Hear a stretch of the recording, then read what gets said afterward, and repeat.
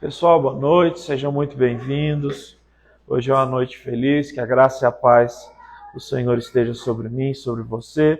Se você tem a Bíblia, o segundo livro da Bíblia, Êxodo, capítulo de número 20, por favor.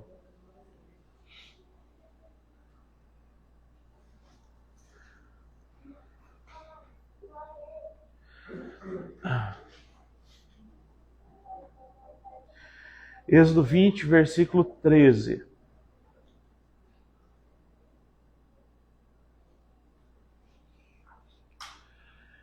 Êxodo 20, versículo 13, a gente vai falar só sobre isso hoje. E eu vou falar de forma bíblica com você e vou te ensinar tudo o que você precisa saber a princípio sobre isso.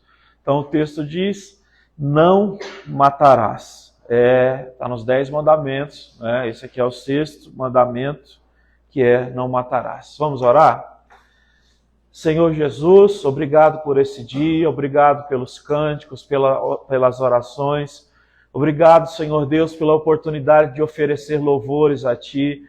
Perdoa os nossos pecados, derrama graça sobre nós. Continue aceitando, Senhor Deus, o nosso cântico. Nós queremos a Sua presença, que a Sua presença não nos falte.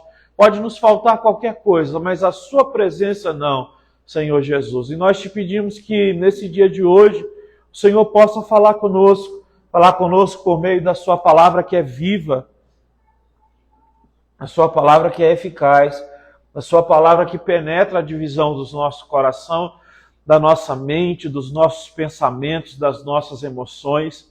Somente a Sua palavra tem poder espiritual de nos mostrar e de nos abençoar em coisas que são mais profundas do que tudo aquilo que a gente pode ver, tocar e assim por diante. Muito obrigado. O nosso pedido é que o Senhor fale conosco no nome de Jesus. Amém. Amém. Não matarás, está nos 10 mandamentos. Lembrando que Moisés estava em cima do monte Sinai. 40 dias de jejum e de oração. 3 pessoas na Bíblia fizeram um jejum de 40 dias, fizeram um jejum de 40 dias sem comer e sem beber nada. Moisés, Elias no deserto e o nosso Senhor Jesus Cristo também no deserto. Antigamente, as pessoas elas questionavam se o corpo humano conseguia chegar nesse limite de ficar 40 dias sem comida e sem água.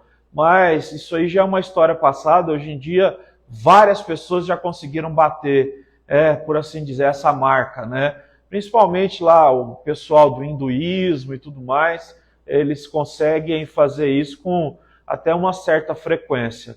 Bom, só uma passada por cima, que o jejum é uma prática cristã também, não só judaica, e eu não entendo por que os cristãos do século 21 pararam de jejuar. Jesus disse assim, que quando ele estava na terra, não precisava jejuar, mas depois que ele subisse ao céu, quando o noivo fosse retirado, aí nós precisaremos jejuar, Então o jejum tem que estar na nossa prática de vida e a gente tem que tomar muito cuidado, porque hoje em dia muitas pessoas, às vezes elas me perguntam se elas podem fazer um jejum a Deus junto com algum tipo de jejum que elas estão fazendo para benefício do corpo, da estética, tipo, eu vou fazer um jejum e vou fazer um jejum intermitente junto. Não, são duas coisas separadas, não adianta tentar bolar tudo e misturar as coisas, vamos dizer assim, ludibriar Deus, Mas o jejum tem que ser uma prática na nossa vida. É óbvio que a gente tem que fazer tudo com ordem, com decência. Essa já não é nem mais a pregação dos dias de hoje. Mas eu, por exemplo, eu jejuava tanto que eu fiquei com problema no estômago. Antigamente era assim que os pastores pregavam. Cuidado para você não ficar doente de tanto jejuar. Hoje em dia a gente tem que falar para as pessoas, volte a jejuar, porque a palavra de Deus diz isso. Eu fiquei com um problema de gastrite, tanto de jejuar. Eu jejuava 3 dias, ficava um dia comendo e jejuava 3 dias. Ficava sem comer, beber água, bebia um dia e outro. Tudo para pedir a presença de Deus, pedir mais do Senhor. Então, não é sábio que se faça de uma forma prejudicial, mas nós precisamos sim também colocar o nosso corpo, o nosso eu, a nossa carne na presença de Deus, para pedir mais, né, da sua pessoa sobre nós. Bom, então aqui ele está em cima do monte, ele recebe esses mandamentos, alguns outros mandamentos aqui já foram falados, e chega então num mandamento que é curto e nos parece muito claro, né? Não matarás. Parece algo simples, não mate, né? E tudo acaba por aí. Mas o buraco é bem mais embaixo. A gente poderia, por exemplo, levantar a questão. Se o próprio Deus, que Deus escreveu com o dedo dele esses mandamentos, se Deus escreveu que a gente não pode matar, por que ele, por exemplo, pediu para Israel guerrear, né, e matar pessoas? Israel teve várias batalhas que o próprio Deus chegou no povo e disse, é para que vocês lutem e destruam essas nações. Como é que se faz, então, para entender isso? Então, tá vendo que a coisa não é tão simples como a gente pensa? Então, a gente pode, por exemplo, levantar assuntos como, tá falando para não matar, mas e a questão, por exemplo, da eutanásia? Sabe o que é eutanásia? Vamos supor que uma pessoa ela tem uma doença em que ela sofre muito. Ela precisa tomar morfina o tempo inteiro para tirar aquela dor.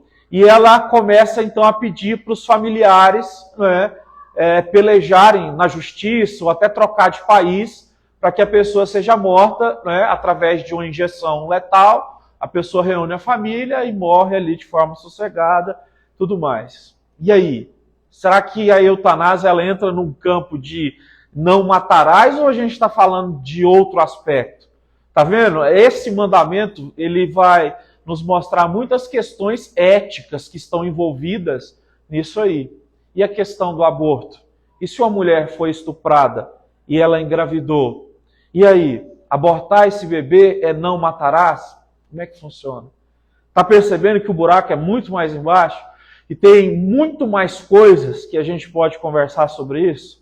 Outra coisa, e o suicídio? Como é que você trata isso? A minha pergunta para você é, Deus pode perdoar um suicida? Um suicida pode entrar no reino dos céus? Pergunta que eu te faço. Porque nós estamos falando sobre não matar, não é? E o suicídio é a pessoa matar a si mesmo. Então eu quero conversar com você sobre essas coisas hoje. Bom, a primeira coisa que é importante a gente ver nesse mandamento é que o texto, na verdade, ele está falando para nós sobre um tipo de morte que é o assassinato, não é? O assassinato premeditado. O assassinato premeditado, o homicídio premeditado é o que está sendo condenado em primeiro lugar por esse texto. Por que Deus deu esse texto? O foco principal é a preservação da vida. Deus colocou, não matarás, porque Deus quer que o ser humano preserve a vida, ame a vida e se escandalize quando uma vida humana for perdida. Porque eu preciso te lembrar uma coisa, o ser humano é a coroa da criação. Quando um ser humano morrer, isso deveria causar escândalo para nós. Mas você sabe que uma pessoa, um adolescente hoje pode chegar aos 16 anos já tendo ouvido 8.000 horas de anúncios sobre mortes de pessoas? Você entra no Instagram, está lá todo dia, no Mais Goiás, tem alguém que morre de forma brutal, acidente, um monte de coisa, né? Pessoas que são coisas horríveis. Então a gente cresce com isso e acaba normatizando a ideia de que alguém morreu, né? E não deveria ser normal. Hoje em dia a gente, por exemplo, sabe que no Brasil existem algumas leis em defesa dos animais que elas são mais duras do que em defesa da própria vida humana, né? Então a gente precisa olhar para isso. Então não adianta, o seu cachorrinho pode ser bonito, seu papagaio, o seu peixe, mas Deus continua amando a vida humana mais do que a natureza, mais do que os animais. Pastor, não tem que cuidar, pode fazer o que quiser. Não. É óbvio, Deus disse, preserve, cuide, guarde a natureza, os animais, tudo. Mas o ser humano é o quê? É a imagem e a semelhança de Deus. Quando o pecado veio, essa imagem ficou manchada, mas não deixou de ser a imagem de Deus. Deus quer, então, que nós voltemos a preservar a vida. Então, a gente precisa ter essa noção, que a vida precisa ser preservada acima de tudo, e a gente deve fazer o máximo possível para que isso aconteça. É por isso que lutar pela paz é algo tão nobre. Então, eu poderia dizer para vocês que a melhor tradução para esse mandamento aqui do verso 13 é: não cometa um assassino premeditado, certo? Não faça um plano para matar uma pessoa, ou não mate alguém sem justificativa. É isso que esse mandamento vai dizer, e eu vou mostrar para você, porque Jesus também falou sobre isso, e outros textos bíblicos vão falar sobre isso. Isso aqui quer dizer também: não cometa vingança. O assassinato premeditado é um ato de vingança, é um ato que está fora, não é, da alçada humana, certo? A vingança é uma forma do ser humano querer colocar a sua justiça própria em prática. E a gente sabe que só Deus tem uma justiça verdadeira. A Bíblia diz que a justiça humana é como um trapo imundo, não é? E esse trapo imundo que a Bíblia cita é a mulher, quando entrava no seu ciclo menstrual, ela usava panos, né, para se guardar naqueles períodos, e aí quando terminava o período, né, menstrual, jogava-se o trapo, que era chamado de imundo, fora, ninguém podia encostar. Então, Deus diz que a justiça humana, ela tem pouca valia, pouquíssima, porque a gente não sabe os meandros das situações todas. Só que tem uma coisa que a Bíblia diz e que poucas pessoas elas falam sobre isso. Esse mandamento aqui, ele foi dado de forma exclusiva para cada ser humano. Isso aqui não foi um mandamento governamental, isso aqui não foi um mandamento civil, isso aqui foi um mandamento pessoal, direcionado a mim, a você, ao povo de Israel na época e aos cristãos no dia de hoje. Mas Deus disse, por exemplo, Romanos capítulo 13, Célio, você consegue ir lá? Vou te mostrar uma coisa. Deus falou através do apóstolo Paulo, aí você vai passando para baixo até a gente chegar ali. A Bíblia diz que nós devemos nos sujeitar a todas as autoridades porque elas procedem de Deus. Então, um policial que Deus levanta, um governador que Deus levanta, um pastor que Deus levanta, deve haver respeito. Um professor que Deus levanta, um bombeiro que Deus levanta, nós devemos ter o quê? Nós devemos ter sujeição, respeito por essas pessoas, porque essas autoridades foram levantadas e estabelecidas por Deus. Portanto, aquele que se rebela contra a autoridade, ele está, na verdade, se opondo contra o próprio Deus, e aquele que assim procede condena a si mesmo. Deus institui as autoridades para o nosso bem. Agora nós estamos falando de autoridades que estão em comunhão com Deus, né? Eu não estou falando para você tem que ficar debaixo de uma autoridade, né, que está fora do querer de Deus, certo? Pois os governantes não devem ser temidos, a não ser para quem pratica o mal. Você quer viver livre do medo da autoridade? Pratique o bem e ela te enaltecerá. Eu, particularmente, quando eu vejo um policial ou um bombeiro, se eu tiver proximidade assim para conversar, eu sempre procuro parabenizar, né? Obrigado pelos serviços aí que você presta, né? Então, isso é uma coisa que a gente deve pensar. Essas pessoas, elas colocam a vida dela na linha de risco para proteger pessoas igual eu e você. E muitos deles morrem por pessoas que eles não conhecem. Pois, então, a autoridade, ela é serva de Deus para o seu bem, mas se você praticar o mal, tenha medo, pois ela porta a espada, ela porta a espada sem motivo. É serva de Deus, agente da justiça, para punir quem pratica o mal. Então, o texto está dizendo que o próprio Deus, ele deu a espada, ele deu a arma, ele deu o direito para o julgamento para pessoas que foram constituídas como autoridade. Tá bom? Vou te dar um exemplo. A lei americana, que exerce, por exemplo, em casos de crimes hediondos, a pena capital, a pessoa ser levada à morte, né, botar na cadeira elétrica e matar, essa pessoa, essa lei ela foi inspirada na palavra de Deus. Boa parte, né, da lei americana foi baseada nas escrituras, aqui no Brasil também. Lá é porque as leis americanas elas foram mais influenciadas pelos ingleses, que eram protestantes. Aqui no Brasil, mais pelos portugueses, que eram católicos. Os protestantes sempre se preocuparam mais com a Bíblia, não é? Os católicos mais com a tradição que vinha, né, lá de trás. Então é por isso. Então o texto está sendo bem claro em dizer que as autoridades podem fazer isso. Então o que acontece? Vamos supor, se um homem comete um crime hediondo, não é? De estuprar uma criança e matar essa criança e for entregue ao Estado, e lá, por exemplo, no Estado americano, tem alguns estados lá que não aceitam a pena capital. Mas os que aceitam, não é? E esse homem é preso e ele vai para a morte, e esse homem morre executado na cadeira elétrica, esse homem, ele não está...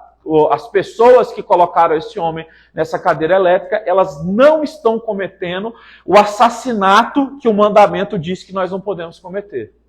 Entendeu? Vamos supor que você é o policial, né? Você é polícia, e você é que vai colocar aquele homem na cadeira. Tipo, o trabalho final vai ser o seu. Já passou por julgamentos, já passou pela cela, por tudo. E aí você vai ser a pessoa que vai colocar ela lá. E ela vai morrer ali. Você não é culpado de nada nisso, tá? E isso é o que a Bíblia diz. Agora, existem pessoas que têm uma consciência fraca por falta do entendimento do que a palavra de Deus nos diz. Então, esse tipo de situação, como eu estou citando aqui, não é não matarás, não é? Isso, na verdade, é a punição pelos pecados. Se você for, por exemplo, em Êxodo 22, eu não vou saber o versículo certo, mas ali o texto vai dizer assim: se alguém entrar dentro da sua casa durante a noite e de alguma forma pegar algum dos seus parentes, você é o homem da casa, o chefe da tribo, eles viviam em formas tribais ali, né? E você matar aquela pessoa em autodefesa, você não cometeu assassinato. Você está se defendendo, né? Então, também nos Estados Unidos você encontra hoje, existem estados lá que permitem as pessoas tirarem o porte da arma de fogo para que elas possam defender, principalmente nas regiões que existem mais fazendas e tudo mais, né? E que para que os policiais chegassem demorariam mais. Essas pessoas elas podem então se defender. E se elas se defenderem e nessa autodefesa haver a morte, no caso aí dessa pessoa que tentou fazer esse roubo, cometer esse crime, não está no não matarás, tá? Não está no não matarás. Isso então é o que nos ensina. Bom, então dentro desse não matarás a gente fala sobre três tipos de morte, né? Além disso aqui que a gente está citando.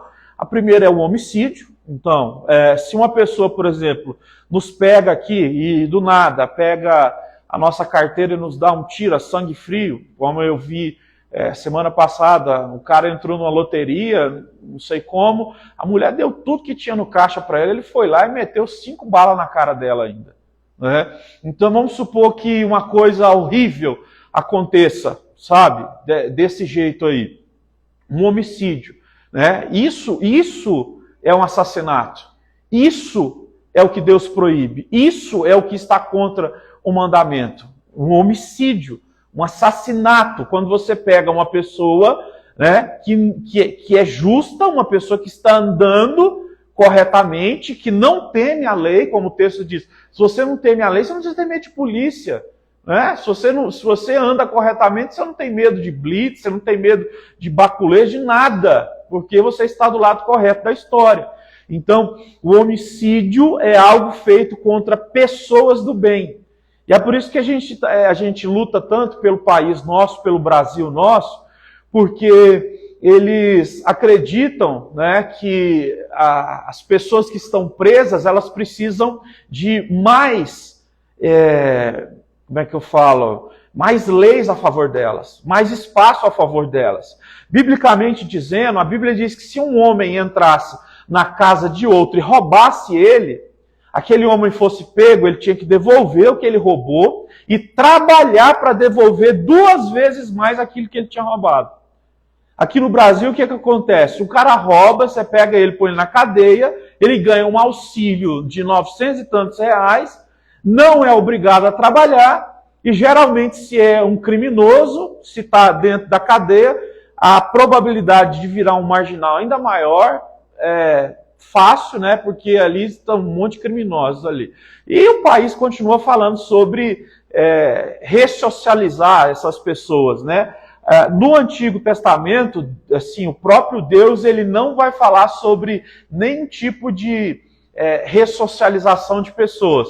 A Bíblia diz que, por exemplo, se um homem estiver trabalhando, olha, até isso fala, se um homem estiver trabalhando, cavando um buraco para achar uma cisterna, e uma pessoa vai lá do nada e cai, e morre, e a família dessa pessoa jura de morte, o cara estava cavando, o cara não fez nada por mal, aconteceu um acidente, mas a família vai jurar o cara que estava cavando. O texto diz que existiam cidades-refúgios, eram feitos cidades-refúgios, onde esse homem ia ter que viver escondido, até que o sacerdote dessa cidade-refúgio morresse.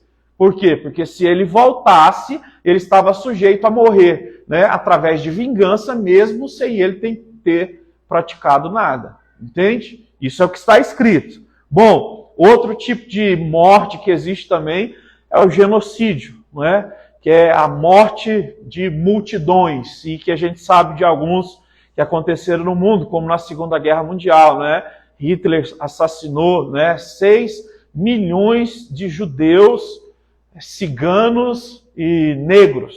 6 milhões de judeus e mais essas outras classes aí que eu citei. Se você olhar, por exemplo, Stalin, na Rússia, né, também por volta de 8 milhões de pessoas ele assassinou no regime comunista da União Soviética.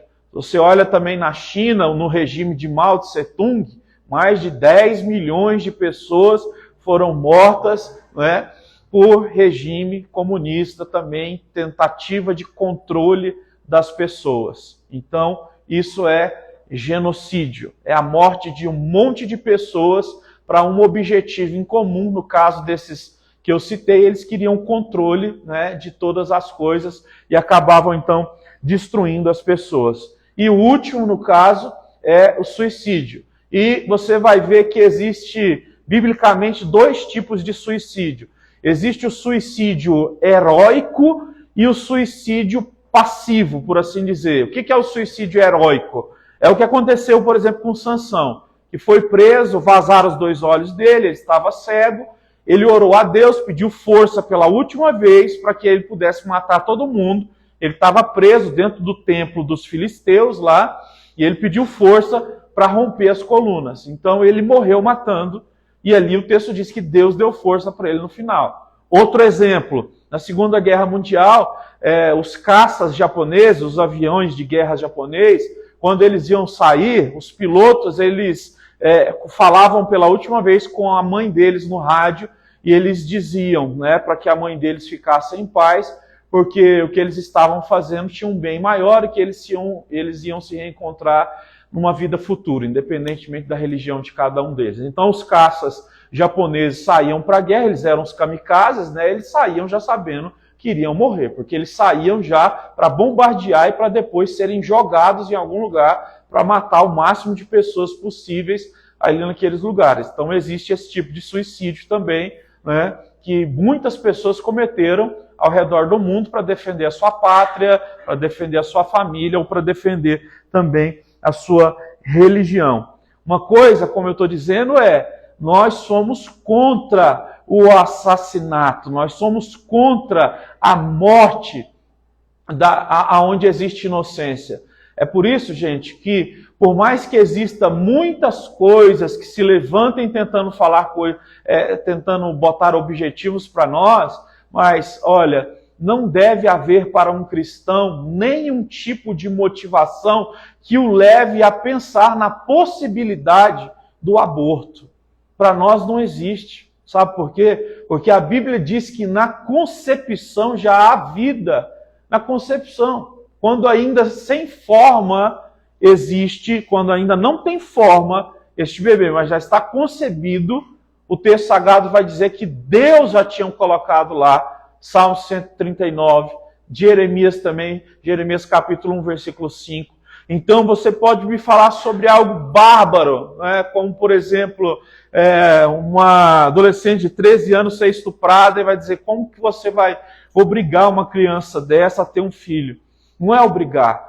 Nós vamos trabalhar com ela de forma pastoral, nós vamos aconselhar, nós vamos colocar diante de tudo o que é necessário para que essa criança possa se recuperar. Mas se esse filho vir a nascer, né, nós vamos cuidar. Se a pessoa não puder cuidar, nós vamos cuidar. A igreja vai cuidar. As organizações, né, que foram fundadas pela igreja vai cuidar. Mas nós não podemos abrir exceção para a questão do aborto de forma nenhuma. E é isso que a gente vê, né, as pessoas tentando fazer no Brasil o tempo inteiro. Batendo nessa tecla para legalizar o aborto. Legalizando o aborto, um monte de outras coisas, elas começam a acontecer.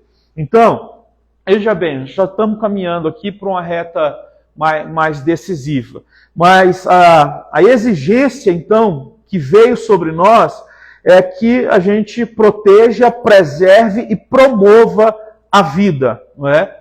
Cristo Jesus, ele entregou a sua vida ali na cruz. E foi pela entrega da sua vida que houve salvação. Isso é muito importante dizer, porque a gente percebe que uma vida colocada diante de Deus, no caso o nosso Senhor Jesus Cristo, trouxe salvação. A vida, o sangue inocente, tem muito valor, muito valor diante de Deus. Então, nós precisamos entender isso.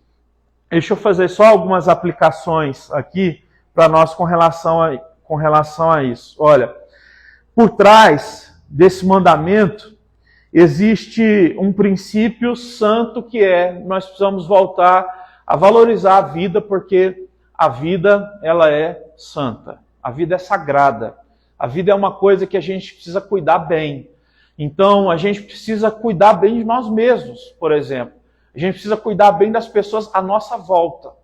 E a vida é tão sagrada que a gente vê que Jesus falou sobre isso.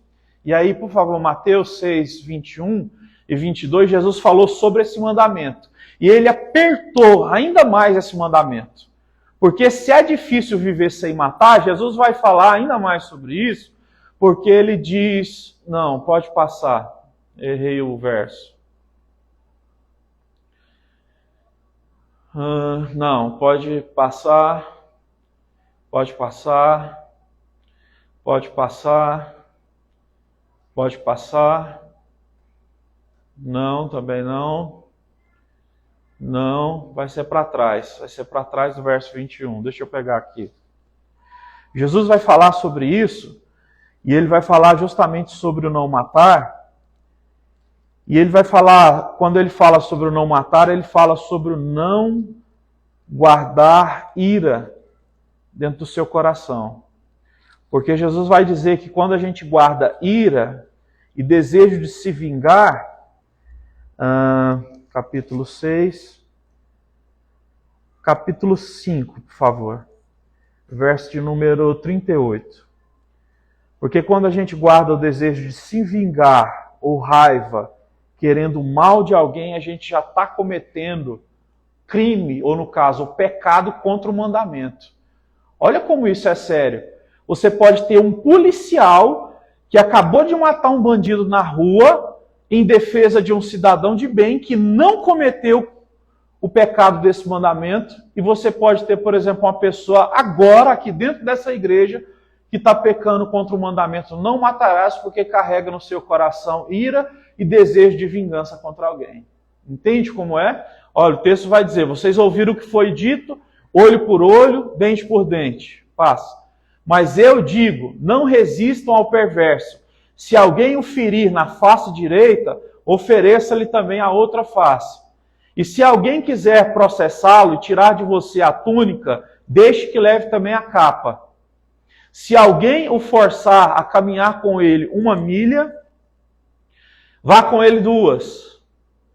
Dê a quem pede e não volte as costas àquele que deseja pedir algo emprestado. Vocês ouviram o que foi dito: ame o seu próximo e odeie o seu inimigo.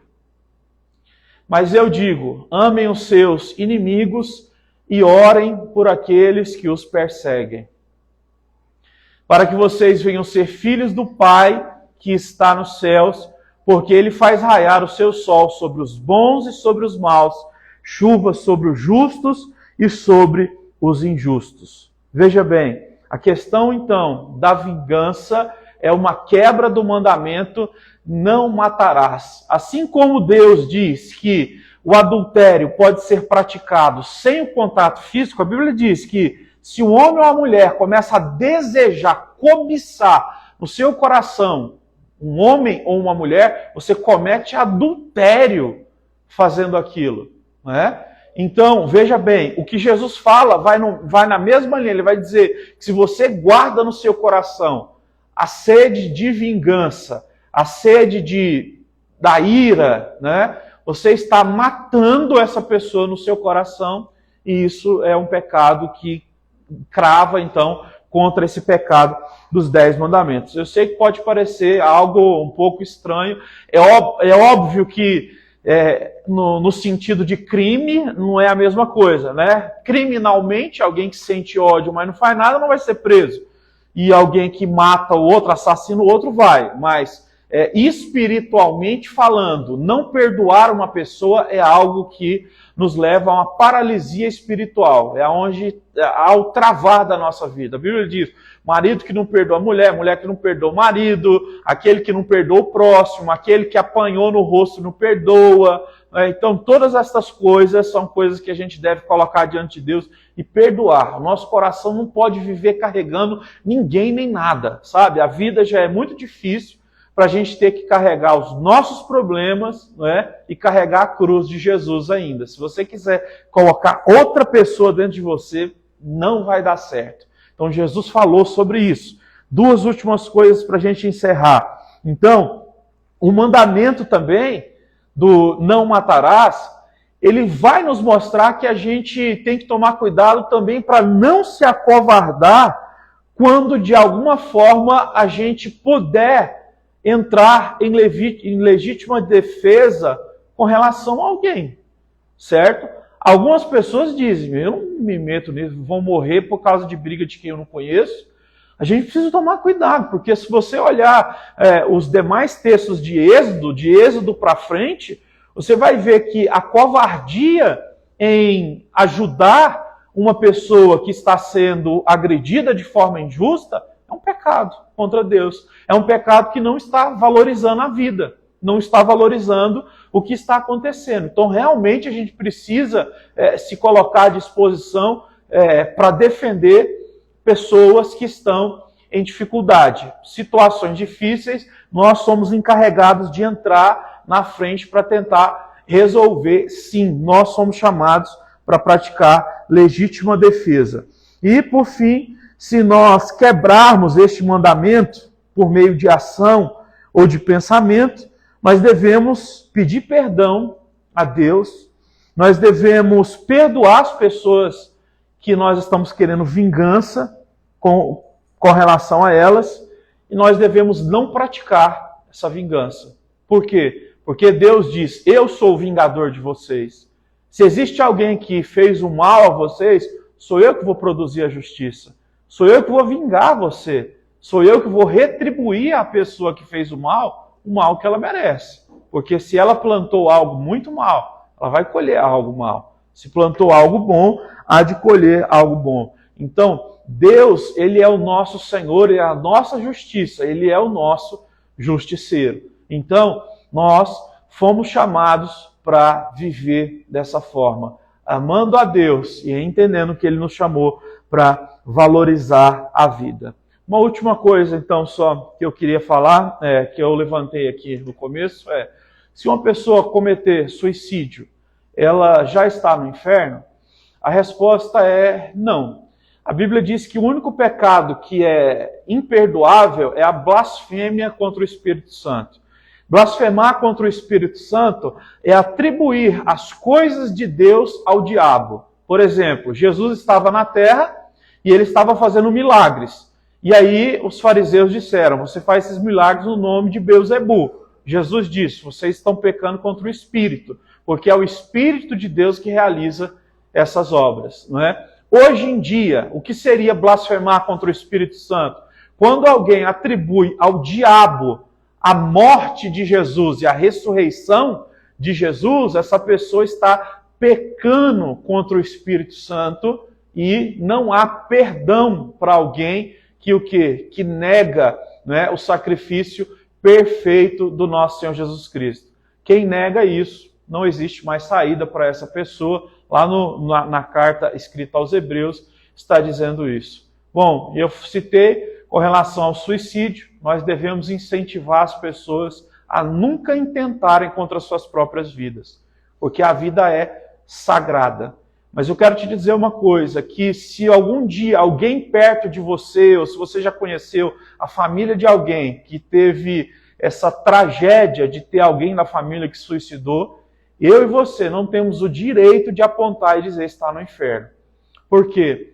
Só Deus sabe, não é, o que existe entre os céus e a terra nesse processo.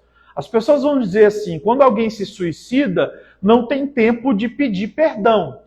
Só que a questão, ela é muito mais embaixo, o buraco é muito mais embaixo.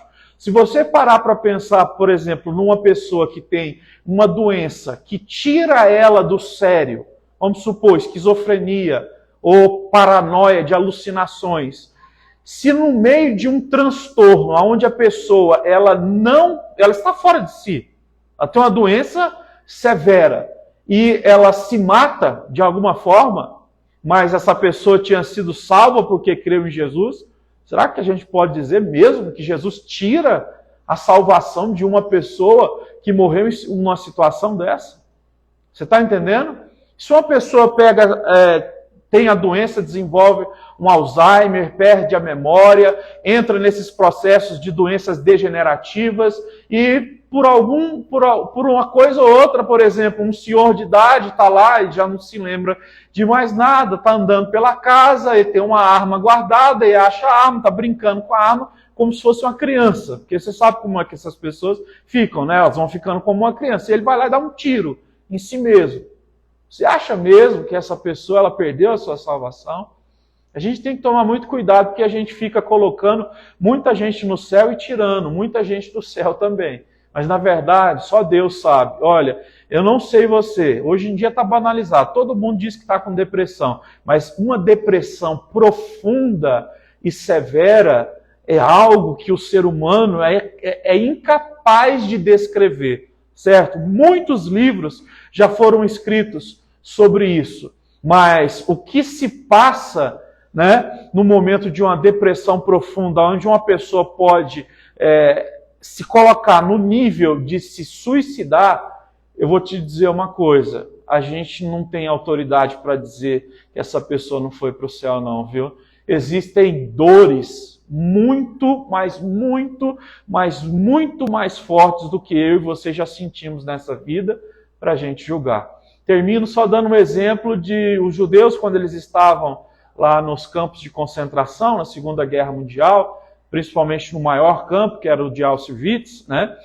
Eles, além deles morrerem, colocarem eles nas câmaras de ar, de gás e tudo mais, muitos deles, obviamente, passavam por trabalhos forçados e eles eram submetidos a muitos tipos de... Como é que fala? Quando a pessoa apanha todo dia e... Tortura, exatamente. E aí teve um homem, um cristão, um protestante, chamado Dietrich Bonhoeffer, que era um protestante daquela época, que ele era, pra você ver, protestante, ele era um pastor. Tem um livro dele que é ótimo, que se chama O Discipulado e outros mais. Nessa época, então, ele vendo o sofrimento, né, ele também estava preso, né? Ele também estava preso e vendo o sofrimento das pessoas sendo torturadas, ele armou um plano para matar os principais responsáveis ali pela área que ele estava, para matar, e para depois matar Hitler, né? Aí você pode dizer assim, poxa, pastor, mas um cristão nunca pode fazer um projeto de matar uma pessoa. Só que ele programou matar Hitler. Você acha mesmo que isso é pecado? Você está entendendo que o buraco é muito mais embaixo?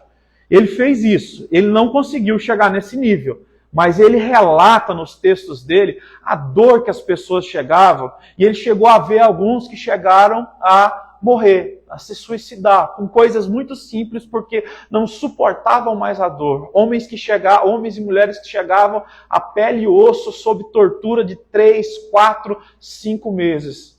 E essas pessoas não aguentavam mais e acabavam dando cabo da sua vida. No livro dele ele vai dizer, eu não consigo acreditar que alguém perca a salvação por ter tirado a sua vida em circunstâncias assim tão adversas. A gente não sabe o que é esse tipo de dor, entendeu? Então falar aqui, né, do alto do século XXI, com nós tendo todas as possibilidades de termos bem-estar, a gente não pode, entendeu? Fazer isso. Então, a gente fala contra o suicídio. O suicídio, ele é pecado, sim. Muitos que se suicidaram, sim, vão pagar por isso, tendo a pena eterna no inferno. Todavia, nós precisamos ter cautela, misericórdia e avaliar cada situação como essa que eu estou citando. Tá bom? Pode se colocar de pé, por gentileza, para a gente fazer uma oração, depois a gente cantar um hino.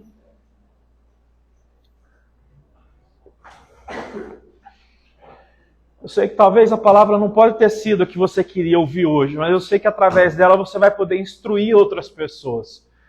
E também conseguir entender de uma forma maior o que Deus fala por meio da palavra dele. Deus não é simplista, certo? Ele não diminui a palavra dele para caber no nosso mundinho. A palavra de Deus é profunda. Por isso que Jesus falava em parábolas, né? Quem não entendia nada ficava na rasura. Quem queria via profundidade. Vamos orar por isso. Senhor Jesus, o nosso desejo é nos aprofundarmos nas coisas do Senhor. E eu te peço que essas palavras, ó Deus, sirvam para que nós possamos ser instruídos e instruir muitas pessoas. Porque nós sabemos de uma coisa, nessa vida, nós vamos ser a única Bíblia que muita gente vai ler. As nossas palavras, elas vão ser a única luz que muita gente vai ouvir, vai ver e ouvir, porque o mundo está mal, os valores estão invertidos, as pessoas defendem os bandidos e tiram os direitos dos trabalhadores, das pessoas honestas. Senhor, é triste ver como a justiça se corrompe, é triste ver como a injustiça se prolifera, como a corrupção vai entrando nas entranhas das leis da justiça. Senhor, mas a nossa esperança está em Ti. O Senhor é o justo juiz, o Deus da nossa vida. Protege a nossa vida e a nossa casa contra todo o mal. O nosso pedido é, abençoe-nos, Senhor, e nos ajude a viver para a glória do Teu nome, e para que a nossa vida seja respaldo para que mais pessoas também queiram amar o Senhor. Muito obrigado. Essa é a nossa oração. Aceita, Senhor Deus, o nosso cântico, no nome de Jesus. Amém. Vamos cantar? Tá. Eu procurei em outro lugar, em outras pessoas, em tantas coisas. Eu procurei em outro lugar, em outras pessoas, em tantas coisas. Mas descobri seu reino em mim e transformou